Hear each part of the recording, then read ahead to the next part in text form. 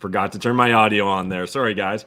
Welcome to the Maple Pill. I'm your host, as always, Matt McKeever, and welcome to episode 3. We've got a bunch to jump into it, so, let's just kind of dive into it. And spoiler alert, if you guys didn't already know this, we literally live in Clown World, but we'll be covering that in a second. But essentially, on every episode of Maple Pill, my goal here is to highlight at least 5 news stories for you guys and kind of walk you through the spectrum of pills these days. So we're going to cover a blue pill story, a red pill story, a black pill story, a clown pill story, and a white pill story.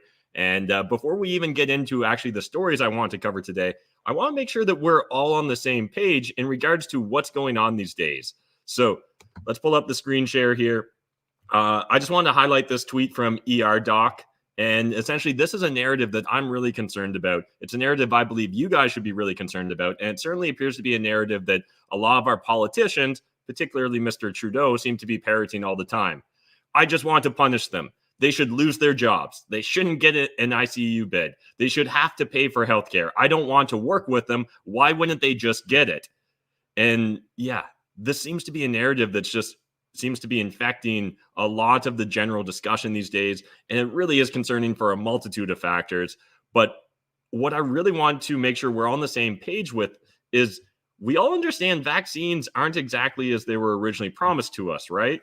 So pulling this up, this is from MSN. Again, not necessarily a really controversial source, about as blue pill as you can find these days. Again, this is before we even get into our blue pill story. But understand that, and this is from January 10th, CDC director said that COVID-19 vaccines are no longer effective at preventing transmission of the virus.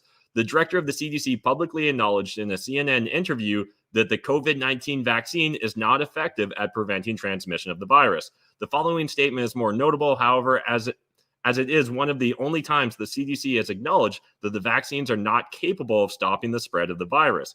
What they can't do anymore is prevent transmission. So if you're going home to somebody who has not been vaccinated, somebody who can't get vaccinated, I would suggest you wear a mask in a public indoor setting. Now, the reason this is so important is we're constantly hearing about why, QR passcodes, why vaccine mandates are necessary in order for general safety, right? To slow transmission. Because if it's all about individual protection, why wouldn't we be able to make an individual decision, right? The moment you're not able to make that individual decision for your own individual benefit, a lot of the narrative starts falling apart. Because essentially the argument should be then the government should dictate your diet. The government should dictate your entire exercise regime. The government should pretty much dictate every aspect of your life, because really, what's the difference at this point in time, particularly now that we've got the CDC coming out saying that the jab doesn't do anything for transmission. So, and this is something that people have been exploring for a while. This isn't brand new, but it is interesting to finally be hearing this from the CDC. And this is really going to bring us into today's blue pill story. So what really is triggering me these days is the narrative around students. And I got ahead of myself. That's the red pill story. What I want to cover with you guys first in the blue pill story is about truckers. So if you haven't been paying attention, this is a narrative that's been coming up occasionally again and again, but we're actually really on the precipice of hitting that January 15th deadline right now. And it seems like the government has no interest in pumping the brakes on their plan here. And there's actually going to be some pretty significant consequences to our supply chain, which is already appearing to be kind of stretched thin. Those of you that are real estate investors, I think you know the struggles of trying to get materials for your buildings and your renovation projects. Those of you that are entrepreneurs, those of you that are in retail, know the struggles of the supply chain as well. And so this first article here, and as always, links to everything I'm going to share with you today in the video description down below. But this is from the Toronto Star. Almost everything we buy will be affected. About 12,000 Canadian truckers won't be fully vaccinated before the deadline. So let's zoom in here a little bit. So with just days to go until a deadline imposed by government on both sides of the border, thousands of Canadian truckers still aren't fully vaccinated against COVID-19. Almost everything we buy will be affected somehow, said Fraser Johnson, a business management professor at Western University Ivy School of Business. It will definitely mean some empty shelves. Will we get through this? Yes. But will we notice it? Absolutely, said Johnson, adding that roughly $1.7 billion in goods crosses the Canada-U.S. border by truck every single day.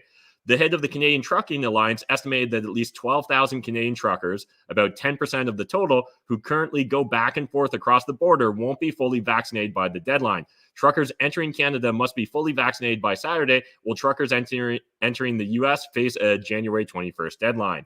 And so moving on, the Canadian Trucker Association president, Stephen Leskowski, had this quote here. And I really want to highlight this because I really feel like he's doing a disservice to his members. He seems to be throwing them under the bus, in my opinion. But as always, I'd love to hear your thoughts, your opinions. Jump in the comment section here. But here's this direct quote. Look, we understand why government is doing this. We're in favor of vaccines. We realize that it's not a question of if, it's a question of when. There are only a handful of countries around the world that don't have a mandate right now.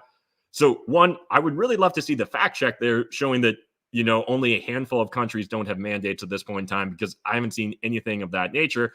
And it's really interesting that he's saying that, we're not arguing that the government should be able to demand that truckers get vaccines. We're just saying that we'd like a little bit more time. Now, again, I imagine those that haven't got the vaccine, those 12,000 that decide, to make a personal decision, they probably don't actually need more time. What they need is a president that maybe is going to actually back them up in their ability to have individual autonomy and make individual medical choices for themselves. And it's just really concerning to see how commonplace the assumption is now that, like, of course, everyone eventually has to get it. We just like a little bit more time. Or, yeah, I'll leave it at that. But one last point I wanted to hit upon here. Oh, that kind of covered up my quote.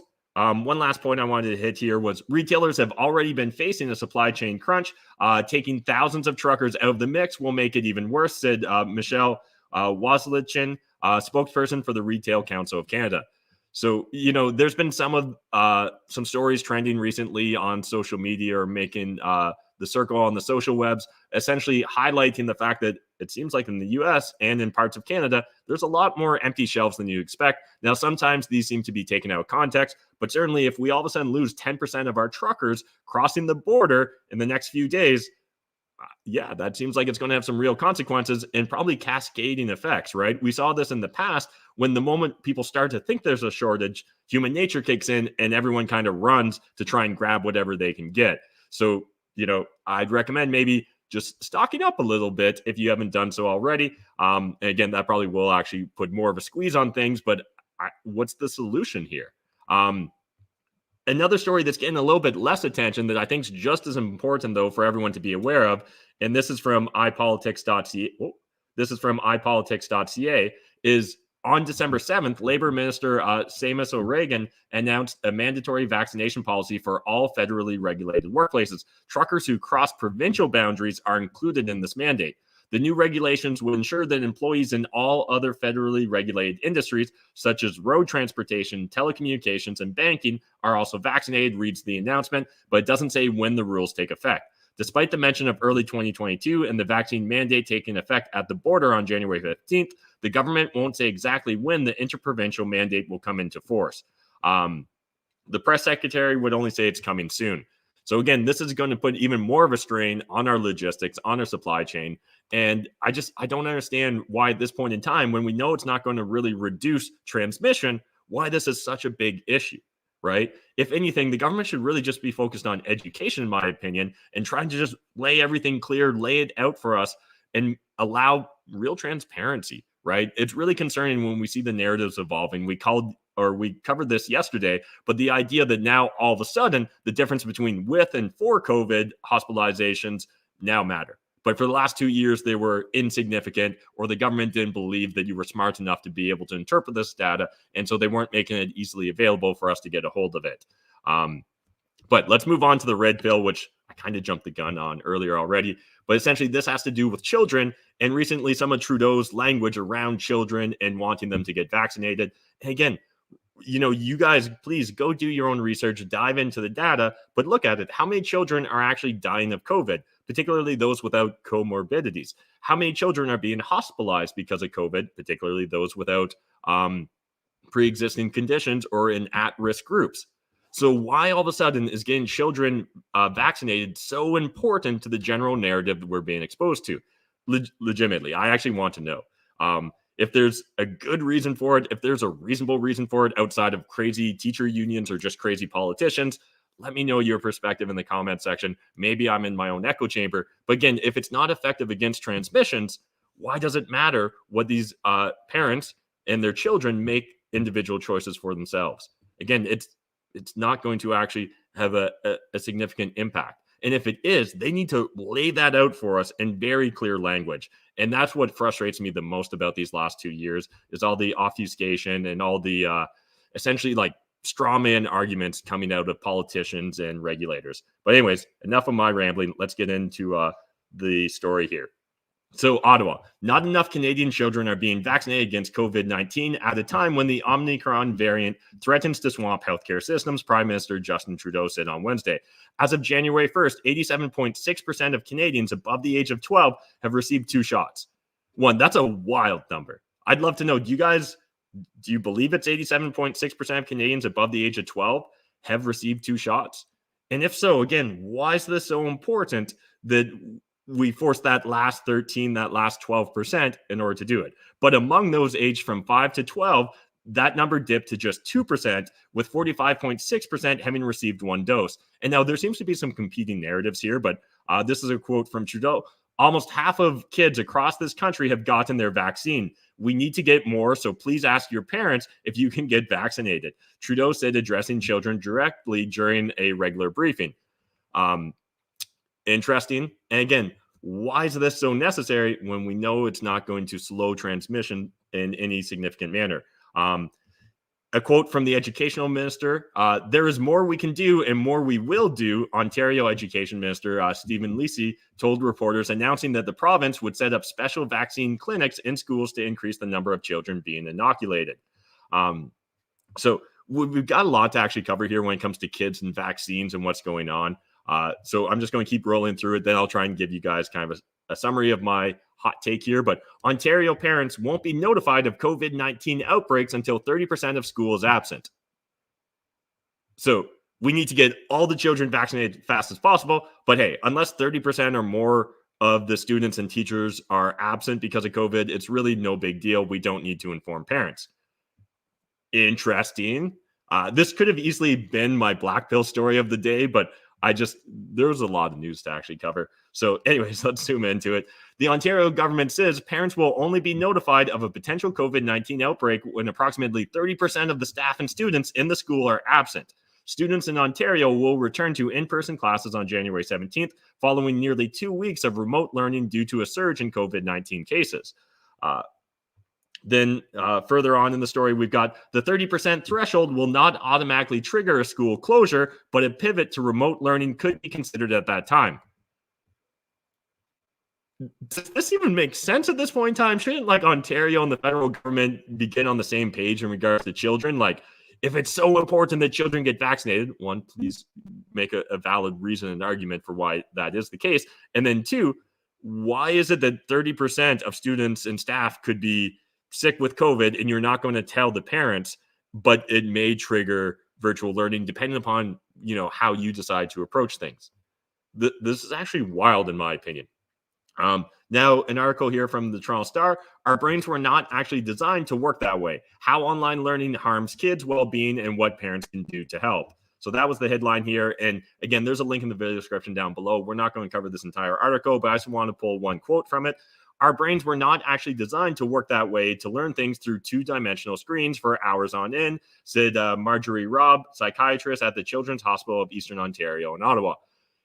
That seems like a reasonable argument to me. And that's one of my biggest concerns right now is the long-term consequences to children, their learning, and the education they're receiving right now. Because I don't know, I look at my niece and I know that I know that it's harder to learn. I know it's harder to be more effective. And it certainly is the ability to teach 20, 30, 40 kids online through Zoom, one, if you're going to single out a child, you can't even pull them aside anymore. You're literally going to have to call them out on the Zoom call. And it's just to think that a grade 1, a grade 2, a kindergarten kid is going to get any real substance or value from this I'm not buying it. Literally seems like complete BS to me. So one last thing on schools, and then we'll move on to the next story.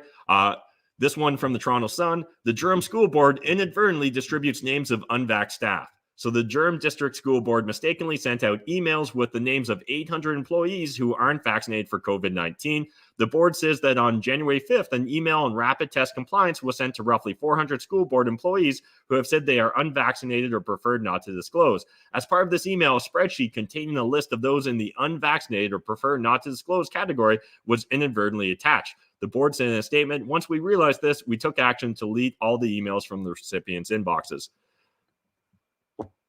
That would make me very frustrated if I was one of those employees. It certainly seems like you're going to find yourself with more friction, potentially ostracized from your fellow coworkers and things of that nature. But hey, it's just a little bit more division to add to the division our prime minister already focuses on. It seems like in every single opportunity he gets and every single news presser he does these days. So I'm sure soon they'll be releasing all sorts of lists about those of us that are evil thought criminals. But let's jump into today's Black story. And I actually think that this one's a pretty big doozy. And it kind of goes along the theme of today of just like, I would really rather people just be open and honest with me. Tell me the hard truth. Show me the real facts rather than trying to protect me for my own good. So this is from the National Post, and it's via the Telegraph. Scientists believe COVID leaked from Wuhan lab, but feared further discussion would be harmful in emails that recently were just released.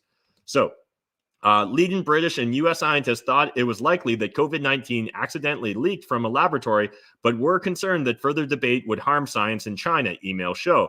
An email from Sir Jeremy Farrar, director of the Wellcome Trust, on February 2nd, 2020, said that a likely explanation was that COVID had rapidly evolved from a SARS-like virus inside human tissue in a low-security lab. The email to Dr. Anthony Fauci and Dr. Francis Collins of the U.S. National Institute of Health went on to say that such evolution may have accidentally created a virus primed for rapid transmission between humans. But a leading scientist told Farrar that further debate would do unnecessary harm to science in general and science in China in particular. Collins, the former director of the U.S. National Institute of Health, warned it could damage international harmony. So, I mean, like, why tell you the truth when it might harm science in China or it might make someone awkward? And, if I was really being flippant here, I'd be like, oh, remember how Fauci said he was science? Well, maybe I can interpret that as like Fauci thought it would harm science and it would harm him and maybe his friends at Eco Alliance. But again, we'll leave that for another day and another story. In an email, Farrar said that other scientists also believed the virus could not have evolved naturally. One such scientist was Professor Mike Farzan of Scripps Research, the expert who discovered how the original SARS virus binds to human cells. Further on in the article, later email showed that by February 4th, Farrar had revised his estimate of a laboratory leak to 50-50, while Professor Eddie Holmes of the University of Sydney gave a 60-40 estimate in favor of an accidental release. The emails also show that Bob Gary of the University of Texas was unconvinced that COVID emerged naturally. I just can't figure out how this get accomplished in nature, he said. And then going on, an email from Dr. Ron Faucher to Farrar said further debate about such accusations would unnecessarily distract top researchers from their active duties and do unnecessary harm to science in general and science in China in particular. Honestly, you know what does more harm to science? Lying to us. You know what does more harm to science and just general discourse in general and the trust in any and all government systems is lying to us and just doing so in such a brazen manner, in my opinion.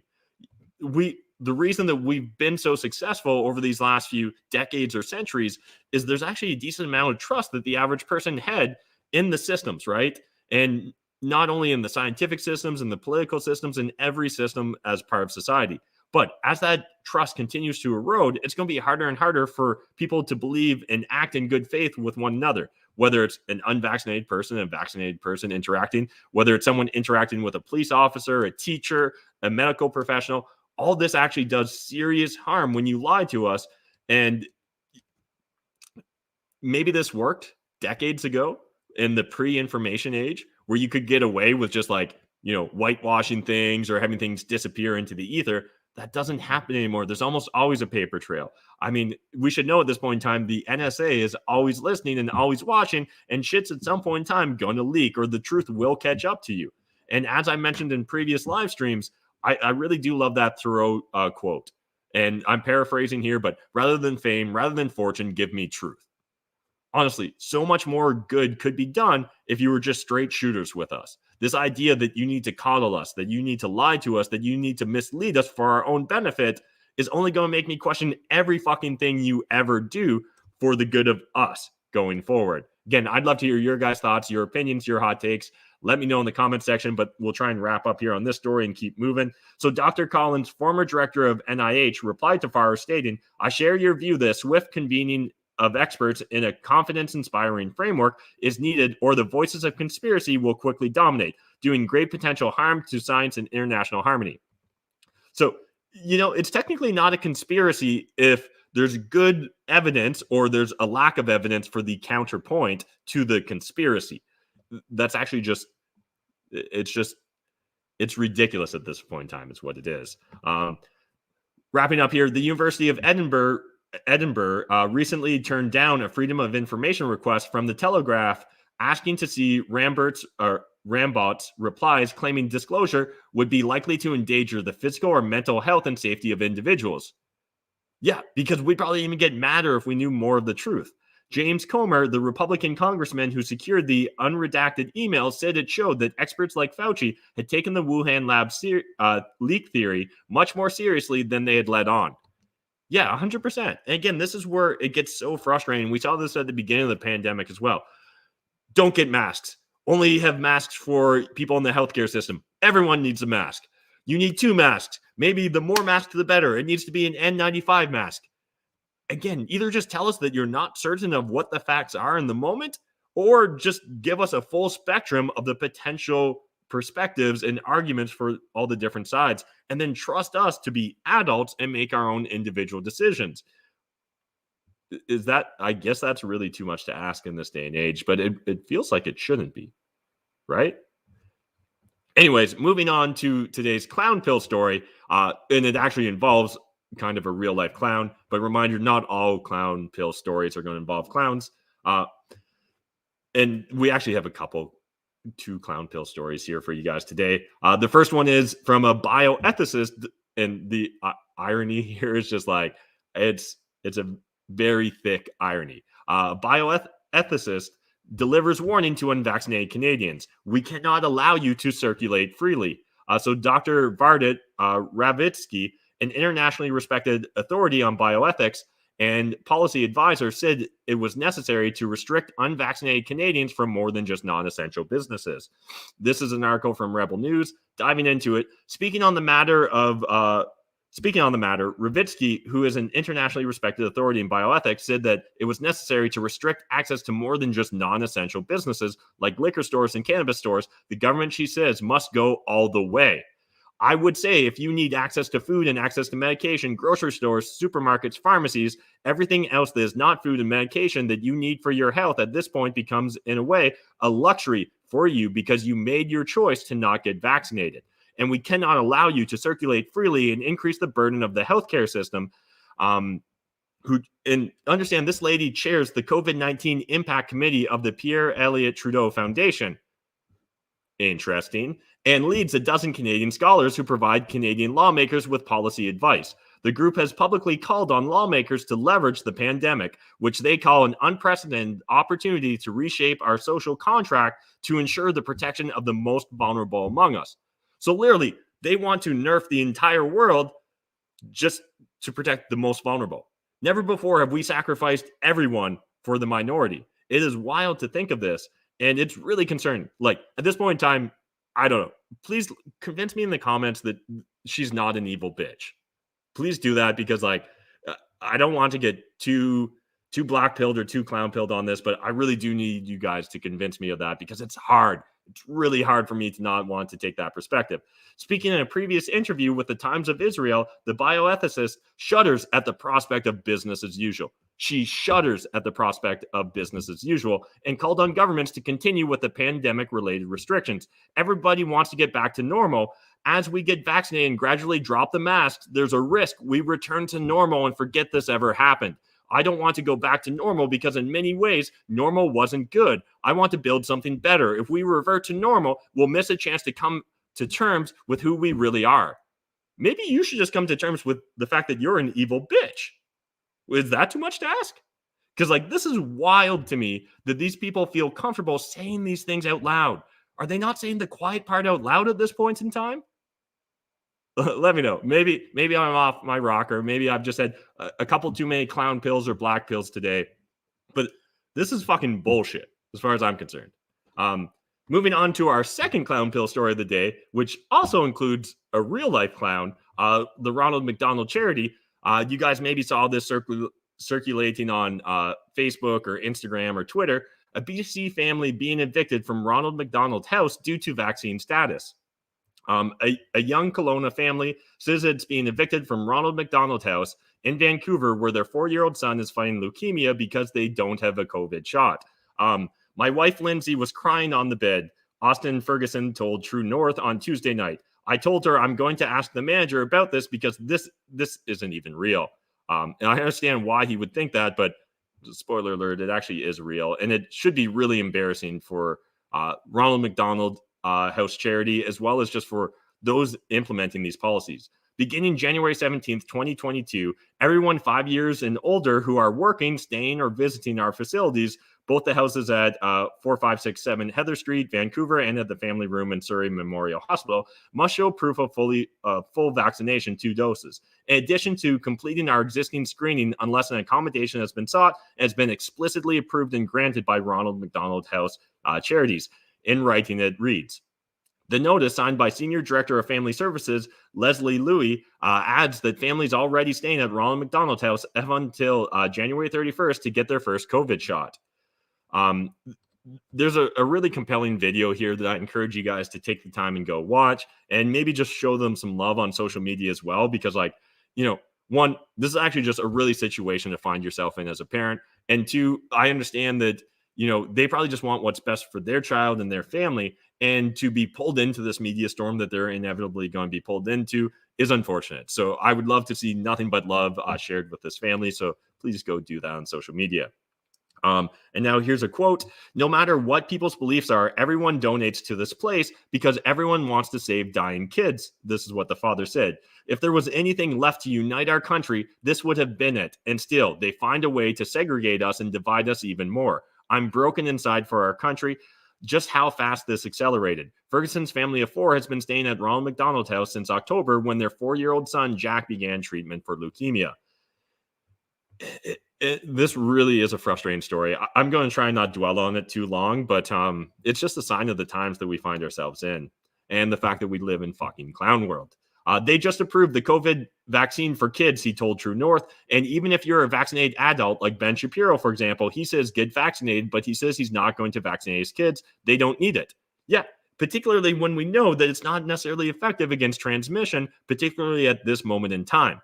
So if it's only for personal protection, again, my biggest question to you is, why the fuck does this shit matter? Why are they so focused on essentially just dividing us, segregating us, and calling us out at every chance they get? It's wild. It honestly should be embarrassing at this point in time. And it's important that, assuming this ever all blows over, we don't forget how close we came to the abyss. Like, we're literally staring down the barrel of it right now. And a lot of people just want to continue to go along to get along in the hopes that at some point in time, things will somehow magically get better. It's not going to unless we stand up, speak out, and start taking action. And that's probably just about everything I'm allowed to say on YouTube these days. So enough clown pills. Let's go on to the white pill. I don't have a great white pill for you guys, but this is something. This is coming from Tim Cass. Ratings from January show CNN lost 90% of key audience demo compared to early 2021. It makes me slightly happy that CNN's slowly dying what's maybe less of a slow death these days, particularly as we continue to see how infested they seem to be with pedophiles in their organization. But again, we'll save that for another day. So let's get zoomed in here. CNN averaged 2.7 million viewers from January 4th to 10th.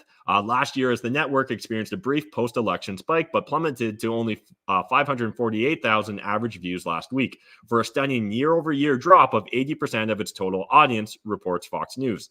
CNN's eye-popping decline is even worse among the advertiser-coveted demographics of adults aged 25 to 54, as the liberal network shed 86% of its viewers and finished last week with only 113,000 average views in the critical category after averaging 822,000 a year ago, adds Fox. Among the demographic of people aged 18 to 49, CNN shed nearly 90% of its 2021 audience by dropping from 624,000 younger viewers to a dismal 73,000. The ratings debacle comes after a series of high-profile scandals surrounding primetime host Chris Cuomo and his brother, former New York Governor Andrew.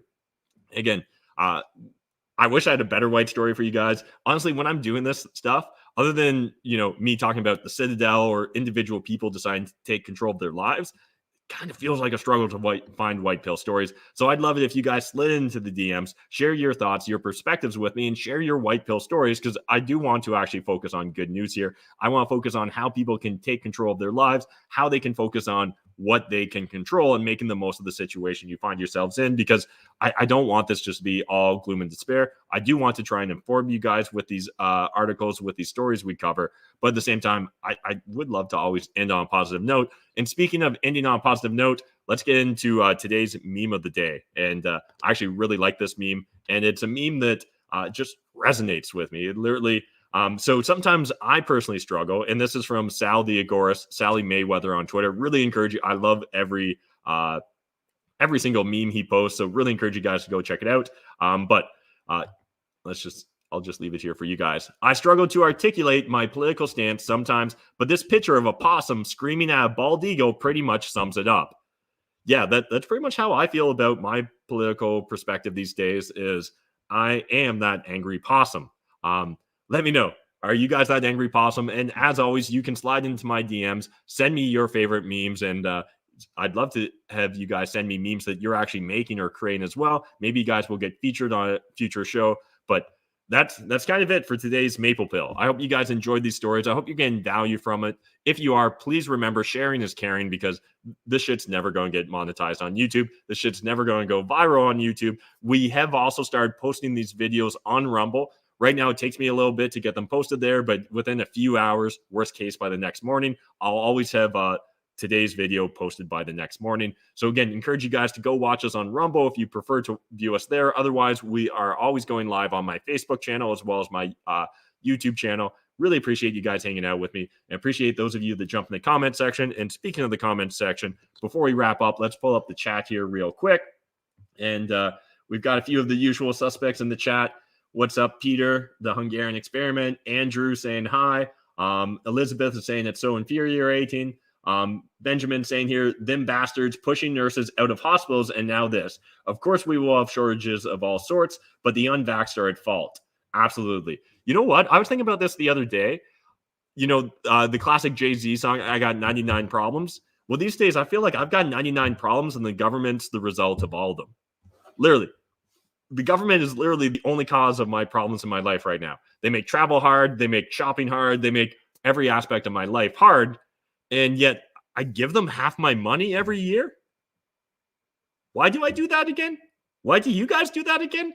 Remind me. At this point in time, I'm almost of the opinion, let's starve these bastards. And literally, I'm willing to just make no money this year. I won't sell any of my assets. I won't make any money, and just to try and starve the beast a little bit. But it also kind of feels like cutting my nose off to spite my face. I don't know. What do you guys think? Should we be starving them? Because they are absolutely the parasite class, and they do live off of us. Bruno Martin saying, thanks for doing this, Matt. Really nice to see that I'm not the only one who's crazy.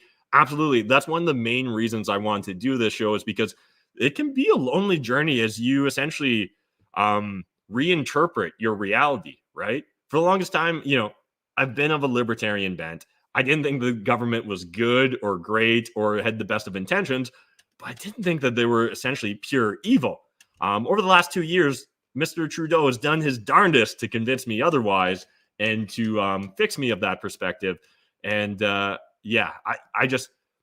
was a lonely journey for me going down this series of blue pill to red pill to black pill to clown pill, and then finally finding myself at the white pill, building or starting the Citadel, encouraging others to come join me or start their version of it, because I don't want to just froth at the camera all day, right? The the most popular video we've ever done on YouTube was when I was literally just angry during a live Doug Ford press announcement where he was announcing, I forget, was it lockdown 777 or something like that? It's so hard to keep track of how many times we've been locked down and all the different restrictions, but we got over 2,500 concurrent live viewers. And while that's great for stroking my ego, me just being mad and yelling at the camera nonstop, I can only do that so long. I don't think it's actually healthy for me. I'm not sure it's healthy for you guys, but I think it is healthy for us to know that there are other people out there that understand what's going on. There are other people that have a similar perspective to you. You are not alone. And in fact, I think now more than ever before, you should be banding together, not just online, but start creating a real life community. Start getting to know your neighbors, start getting to reconnecting with friends and family, or find new friends and family if you need to, if those that are currently in your life are completely unsupportive of your perspectives, are completely shutting you out of the discourse, or completely shutting you out of day-to-day social activities. Don't become isolated, because I think that's how they win, is when we truly become completely isolated. So while individuals may view me moving up to the middle of nowhere in Northern Ontario as an isolationist policy, I don't see it as that. This is me actually focusing, regrouping, and planning to build my own parallel institutions, trying to build the future I want rather than simply complaining about the present we have. But again, appreciate everyone jumping in the comment section. Elizabeth is saying, because it's clearly not about our health or the virus anymore. I absolutely agree. This is no longer about security or public safety. This is all about authority. And that's what I was really trying to highlight with that first item we had up on the screen here, where it's essentially, I just want to punish them. They should lose their jobs. They shouldn't get an ICU bed. They should have to pay health care. I don't want to work with them. Why wouldn't they just get it? And our politicians are doing nothing to help soothe the situation. They are literally throwing gasoline on the fire every moment they get, every single press release they get. They do their darndest to convince all of us to be at each other's throats. And again, that's just not going to do any of us any good. Paul saying going to mandate for kids. Yeah. I suspect that they're going to try their darndest in order to do that. Recently, some new, right as I was going live here, I think something came out from the Ontario health minister that essentially said he wanted more data before he would mandate in schools, which, again, this is just a temporary delay. It still kind of telegraphs what their long-term intentions are, which still drives me crazy.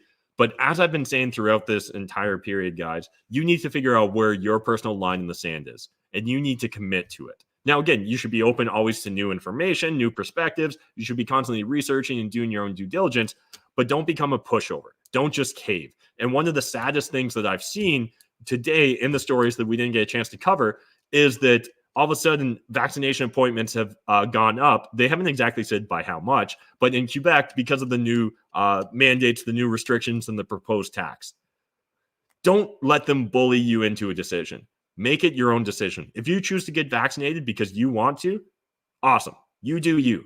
But if you don't want to get vaccinated, do not get bullied. Stand your ground to the best of your ability, because a bully will only double down when you give in. And you know what? This is kind of tangential, and I don't have the facts up here to source it. But did you know that actually for the majority of North Americans, the only place that they're going to experience institutional violence or have a real safety concerns is in the public education system? And while a lot of people throw shade at the Catholic school system, go look at the data, and it turns out the public school system isn't really any better when it comes to children being abused. And it's important that we understand these things, because oftentimes, something becomes a meme in the culture, and we all just kind of make these potshot jokes. But it's so important you guys do your own research. You choose to draw your own line in the sand, and you stand behind it, assuming you believe in it. All right, I'm going to hit one or two more comments, and then we'll wrap up for today. But again, appreciate you guys hanging out with me, and those of you that have already smashed that like button, already hit subscribe, because it makes me feel good. It makes me feel like I'm maybe making a difference here, or at least, if nothing else, I'm helping you know that you're not alone. You're not the crazy one, or at least if you're crazy with me. Elizabeth said the burden on the healthcare system right now is the mental health crisis. Absolutely. And I think we've honestly just seen the tip of the iceberg there. We have way more people presenting to our emergency department with suicidal ideations than COVID. Fact. And again, appreciate you sharing your perspective, Elizabeth, and your experiences. We've got Sean Sound saying, Elizabeth, I fear that that is the truth and perhaps one of their objectives. And Graham saying here, Ronald McDonald, house manager, had a choice: evict the child or refuse to enforce the policy. Perhaps if she got fired over doing the right thing, people would have rallied to support her. Absolutely. This is why it's so important that when we see, like, don't become the sort of person that isn't willing to, essentially invite someone in who's at a change of perspective, right? When we see someone quit the CBC, when we see a firefighter or police officer or a doctor or a nurse speak out and stand up, even if we would have loved to have seen them do that day 1 or day 30 or day 300 or day 600 or whatever day we were on yesterday, it's still better that they decide today to start speaking truth and standing up and speaking out, rather than us worrying and trying to be more divisive and, there's no true Scotsman, that sort of argument. I'll leave you guys to go down that rabbit hole to research it if you're not familiar with it. But again, appreciate those of you that did jump into the chat. Appreciate those of you that are watching along. And we're going to get through this because we're not going to let those sons of bitches win. And you're not alone. Appreciate you guys. And we'll see you in the next video, which will be